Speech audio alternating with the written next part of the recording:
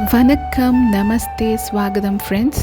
இன்றைக்கி சீரக சம்பா அரிசியில் ரொம்ப சிம்பிளான மஷ்ரூம் பிரியாணிங்க. பார்க்கலாமா? ஒரு மிக்சர் ஜாரில் 5-6 பல்லு பூண்டு, ஒரு துண்டு இஞ்சி, ஒரு தக்காளி, 2 பச்சை மிளகா, ஒரு 4-5 பல்லு சின்ன வெங்காயம் சேர்த்து அரைச்சிக்கலாங்க. இப்போ ஸ்டவ் ஆன் பண்ணிவிட்டு அதில் மரச்செக்கு கடலை எண்ணெய், அது கூடவே 1 ஸ்பூன் நெய் ஆட் பண்ணிக்கோங்க. இப்போ கரம் மசாலா எல்லாம் போட்டுக்கலாம். கிராம்பு, பிரியாணி இலை, அன்னாச்சி மொக்கு, ஏலக்காய் இதெல்லாம் போட்டுட்டு அது கூடவே நம்ம ஒரு பெரிய சைஸ் வெங்காயத்தை கட் பண்ணி போட்டுக்கலாங்க.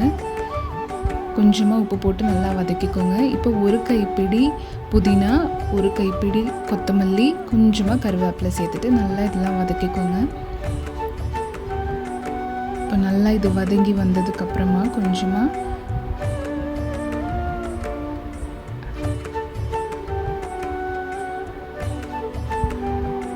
இப்போ நம்ம இதில் அரைச்சி வச்ச பேஸ்ட்டு ஆட் பண்ணிக்கலாங்க.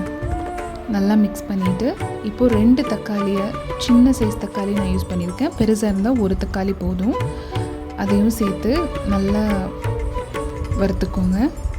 இப்போ 1 ஸ்பூன் மஞ்சள்தூள், 1 ஸ்பூன் மிளகாய்த்தூள், 1 ஸ்பூன் கரம் மசாலா, 1 ஸ்பூன் கொத்தமல்லி தூள் ஆட் பண்ணிவிட்டு நல்லா மிக்ஸ் பண்ணிக்கோங்க. இப்போ 1 ஸ்பூன் புளிக்காத தயிர் நான் ஆட் பண்ணியிருக்கேன். இதையும் நல்லா மிக்ஸ் பண்ணிக்கலாம். உடனே மிக்ஸ் பண்ணிட்டிங்கன்னா ஒரு மாதிரி பிரிஞ்சு வராது தயிர். இப்போ நல்லா ஸ்லைஸ் பண்ணி வச்ச மஷ்ரூம்ஸ் ஆட் பண்ணிவிட்டு நல்லா மிக்ஸ் பண்ணிக்கோங்க. தேவைப்பட்டால் இன்னும் கொஞ்சம் உப்பு சேர்த்துட்டு நல்லா மிக்ஸ் பண்ணி விட்டுட்டு இப்போ க்ளோஸ் பண்ணிக்கலாங்க.